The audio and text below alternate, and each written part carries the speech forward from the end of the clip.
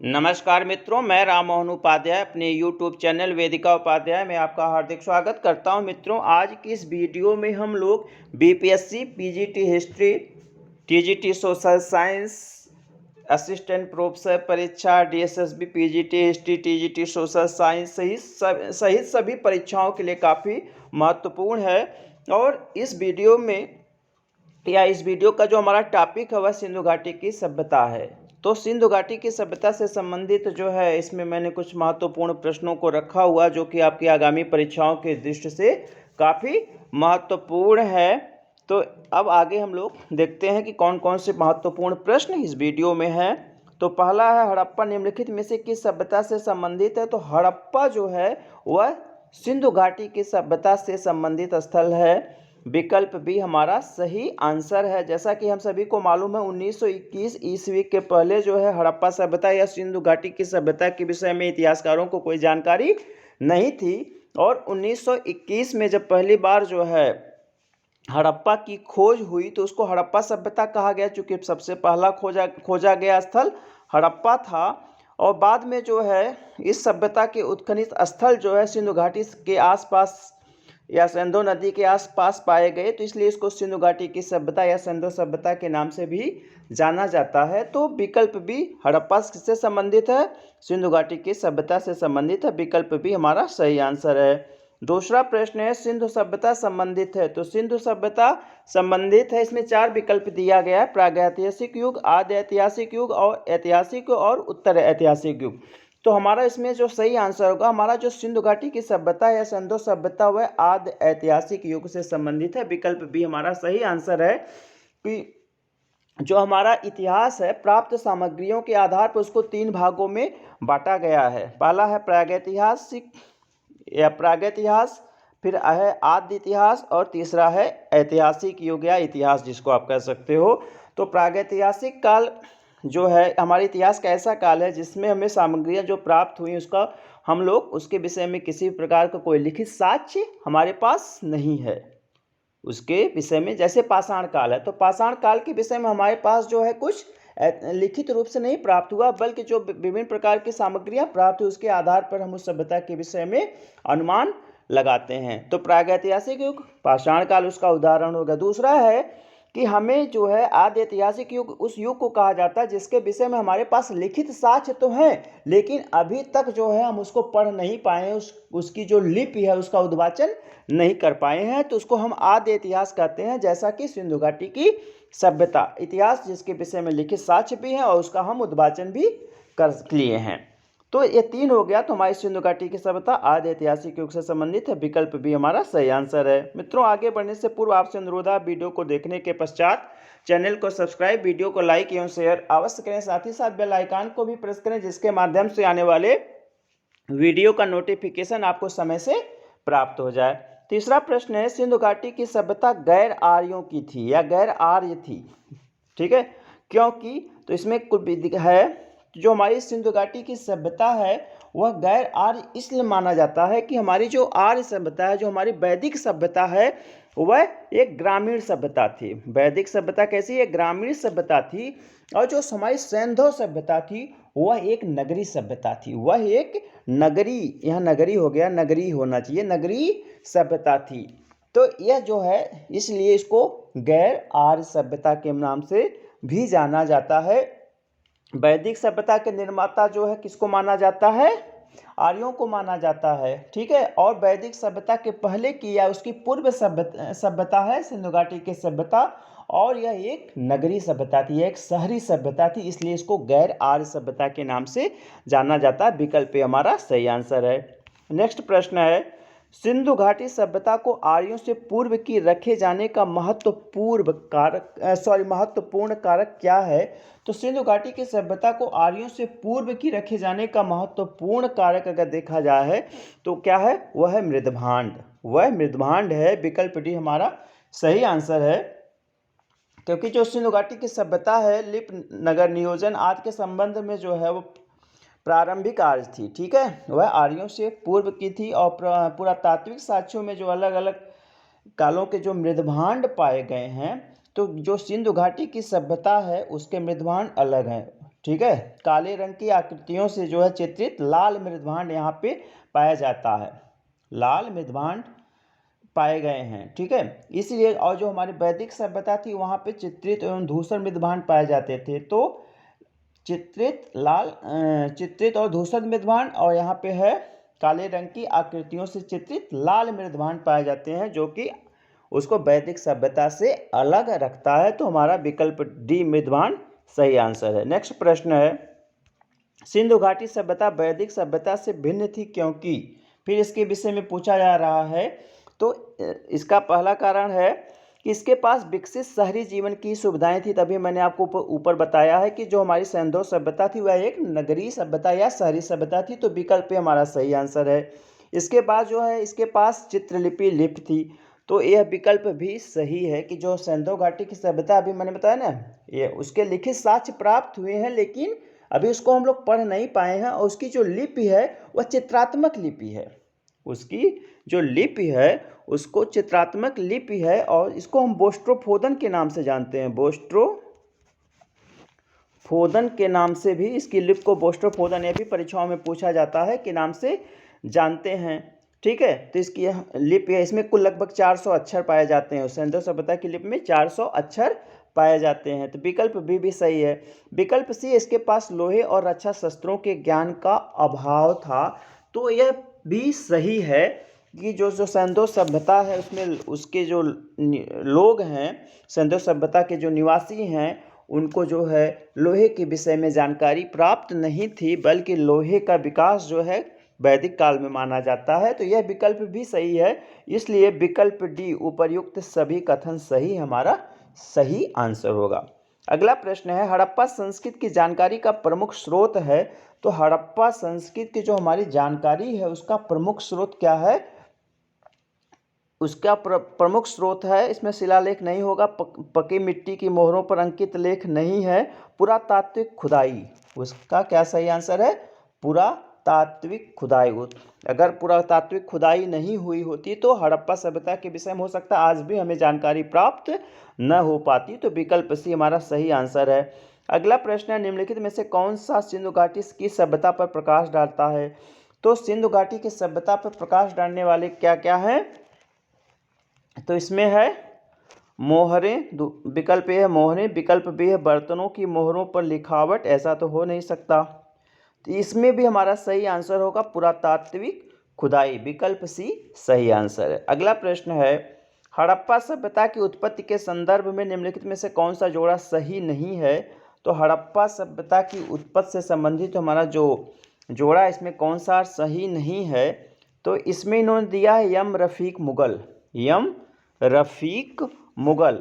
रफीक मुगल बता रहे हैं हड़प्पा सभ्यता ने मेसोपोटामिया की सभ्यता से प्रेरणा ली। तो हड़प्पा सभ्यता की जो है मेसोपोटामिया की सभ्यता से प्रेरणा ली, इसका जो है सिद्धांत यम रफीक मुगल के द्वारा नहीं दिया गया था, बल्कि जो है मैके महोदय के द्वारा जो है यह सिद्धांत दिया गया था। EH जे मैके, जिन्होंने चंदोदड़ों की खोज की थी, उन्होंने बताया था कि हड़प्पा सभ्यता की जो उत्पत्ति हुई थी वह दक्षिण मेसोपोटामिया के प्रवसन के कारण हुआ था। ठीक है, और इसी प्रकार के सिद्धांत में जो है मार्टिमर व्हीलर ने भी दिया था, तो विकल्प ए तो गलत है। अगला हम देख लेते हैं विकल्प बी क्या है। EJ मैके सुमेर से लोगों का पलायन, यह सही है। EJ मैके ने जो है उन्होंने बताया था कि सुमेर से लोगों का पलायन हुआ था। सुमेर मीन्स दक्षिण मेसोपोटामिया, यह विकल्प सही है। विकल्प सी है मार्टिमर व्हीलर पश्चिम एशिया से सभ्यता के विचार का प्रवसन, यह भी सही है।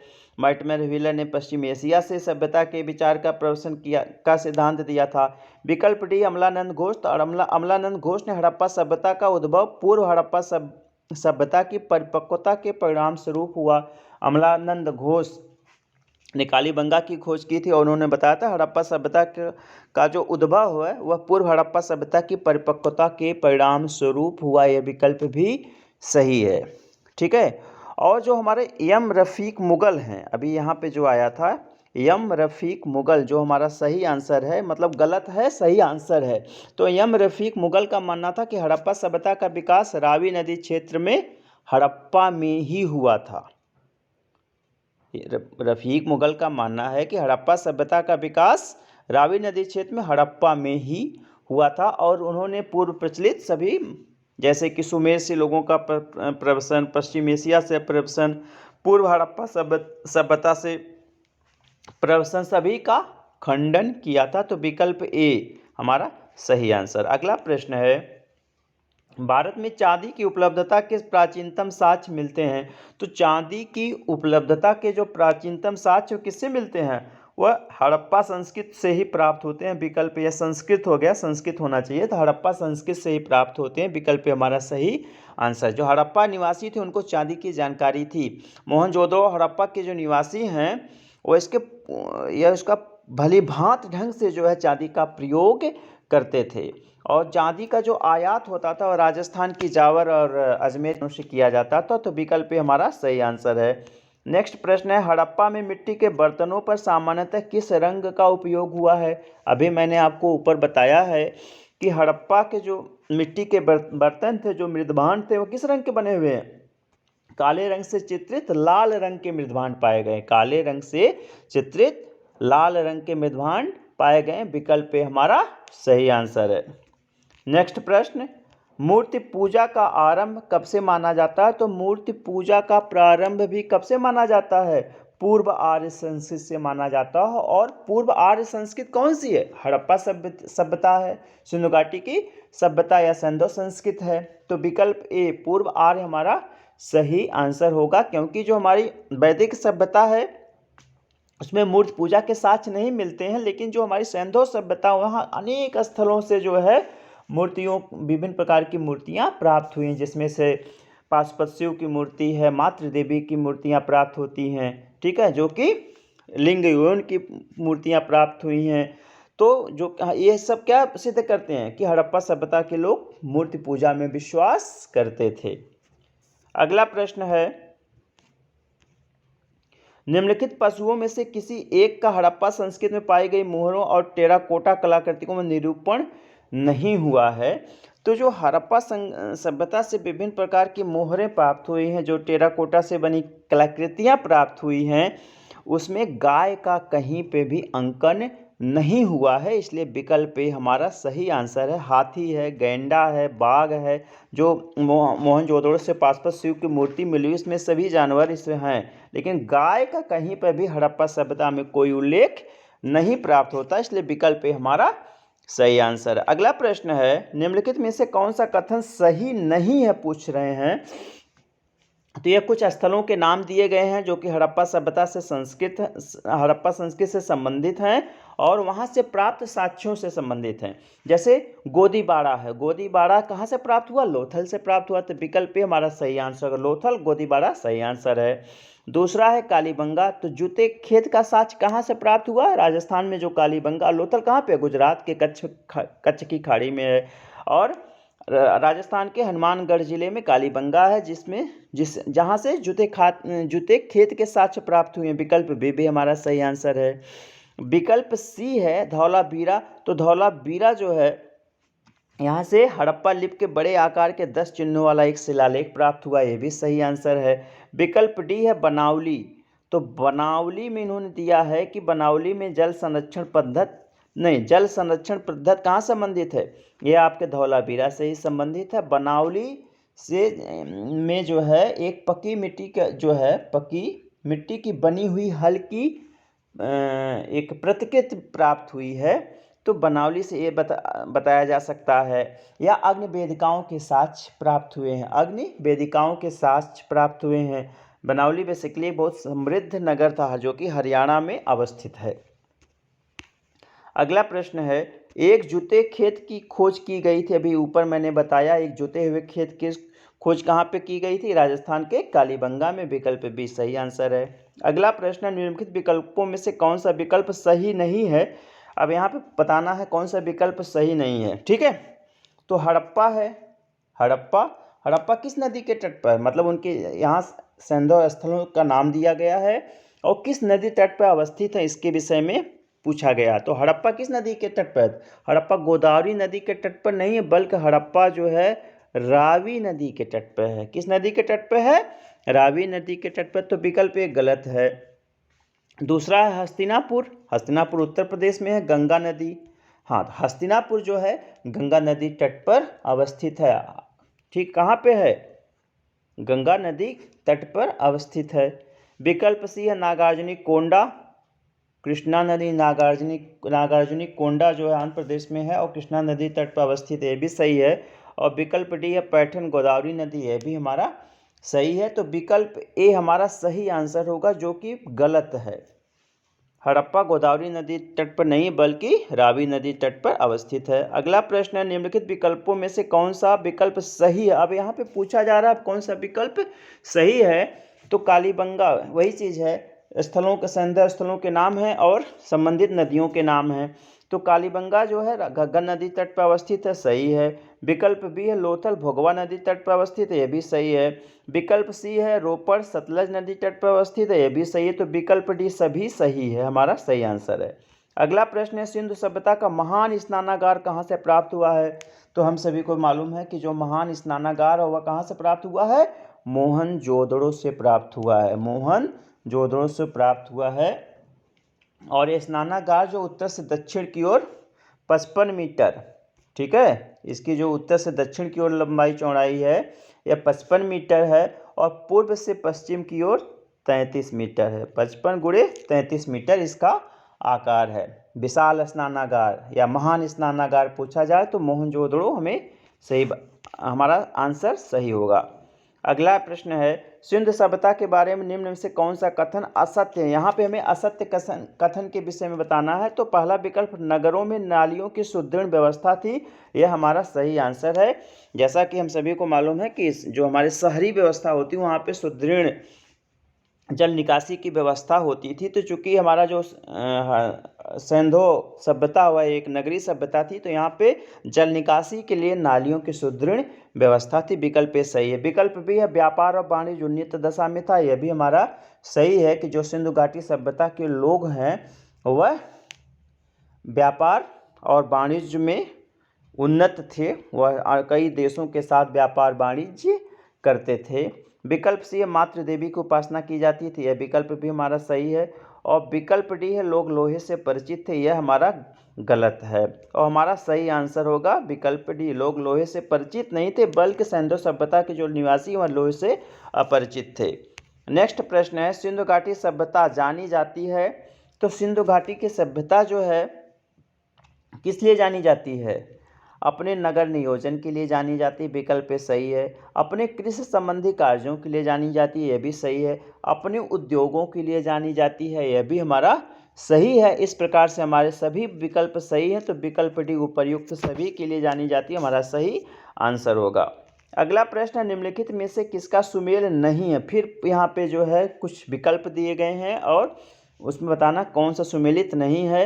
तो जैसा पहला है आलमगीरपुर, तो आलमगीरपुर जो है सिंधु सभ्यता का सबसे पूर्वी स्थल है और उत्तर प्रदेश में अवस्थित है, हिंडन नदी के तट पर, हिंडन नदी के तट पर अवस्थित, जो कि वर्तमान में मेरठ के आसपास का एरिया है।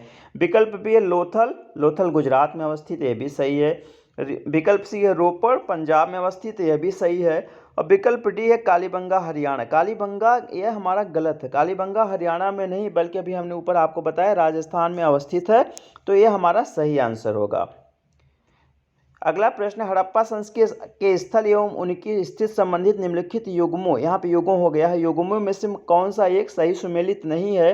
फिर वही चीज़ है आलमगीरपुर, अभी मैंने आपको बताया कहाँ पे है, उत्तर प्रदेश में है। बनावली में ऊपर चर्चा हुई हरियाणा में अवस्थित है। विकल्प सी दैमाबाद महाराष्ट्र में अवस्थित है, यह भी हमारा सही है। यह सिंधु सभ्यता का सबसे दक्षिणी स्थल है, दैमाबाद सिंधु सभ्यता का सबसे दक्षिणी स्थल कहाँ पे है? महाराष्ट्र में है।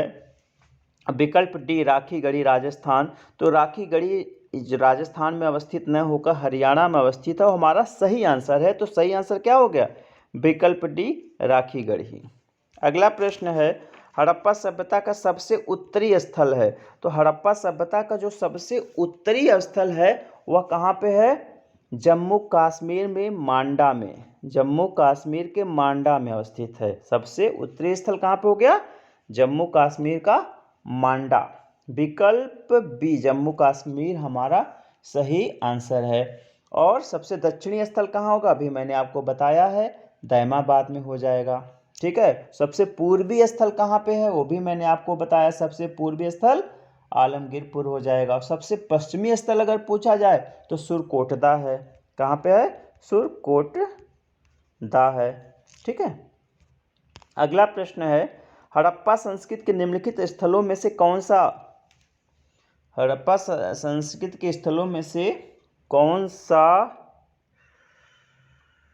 यहाँ पे कुछ एरर है, अब देख लेते हैं। पहले विकल्प देते हैं, हड़प्पा संस्कृति के निम्नलिखित स्थलों में कौन सा अवस्थित है पूछा जा रहा है। तो ये यहाँ पे सिंध नहीं होना चाहिए, बल्कि जो है सिंध होना चाहिए। क्या होना चाहिए, सिंध, ये हमारा होना चाहिए था कि हड़प्पा संस्कृति के जो स्थल हैं वह सिंध में कौन कौन से हैं। तो हड़प्पा तो सिंध में है नहीं, पंजाब के मोंटगोमरी जिले में है, जो कि वर्तमान पाकिस्तान में है। मोहनजोदड़ो जो है सिंध में है, मोहनजोदड़ो सिंध में है। चन्हूदड़ो सिंध में है। सुरकोटदा गुजरात में भी ऊपर चर्चा हुई। तो विकल्प बी और सी हमारे सही आंसर होगा। तो विकल्प ही हमारा सही आंसर है। नेक्स्ट प्रश्न है, चन्हूदड़ो के उत्खनन का निर्देशन किसने किया था। तो चन्हूदड़ो का जो उत्खनन हुआ था उसका निर्देशन किसके निर्देशन में चन्हूदड़ो का उत्खनन हुआ, J.H. मैके के निर्देशन में हुआ था। तो विकल्प पे हमारा सही आंसर है, J.N. मैके। ठीक है। और देखा, और कभी कभी पूछा जाता चन्हूदड़ो की खोज सबसे पहले किसने की थी। तो चन्हूदड़ो की खोज अगर पूछा जा रहा है तब आपको बताना है 1931 में N.G. मजूमदार ने इसकी खोज किया था। और 1935 में मैके के निर्देशन में यहाँ पे उत्खनन कार्य प्रारंभ कराया गया था। तो विकल्प ए हमारा सही आंसर है। अगला प्रश्न है, बस इतने ही प्रश्न हैं, 24 प्रश्न हैं। मित्रों, आज की इस वीडियो में मैंने जो है सिंधु घाटी सभ्यता से संबंधित 24 महत्वपूर्ण प्रश्नों पर चर्चा की। सभी प्रश्न आपकी परीक्षाओं की दृष्टि से काफ़ी महत्वपूर्ण है, चाहे वह बीपीएससी द्वारा आयोजित परीक्षा हो, चाहे वह आरपीएससी, एमपीपीएससी, यूपीपीएससी द्वारा आयोजित परीक्षा और डीएसएसबी द्वारा आयोजित परीक्षा, सभी परीक्षाओं के लिए काफ़ी महत्वपूर्ण वीडियो है। आप इस वीडियो को पूरा ध्यानपूर्वक देखिएगा। साथ ही साथ जो है आपने सुझावों के द्वारा भी हमें लाभान्वित कीजिएगा। आप सभी को पूरी वीडियो देखने के लिए बहुत बहुत धन्यवाद। नमस्कार।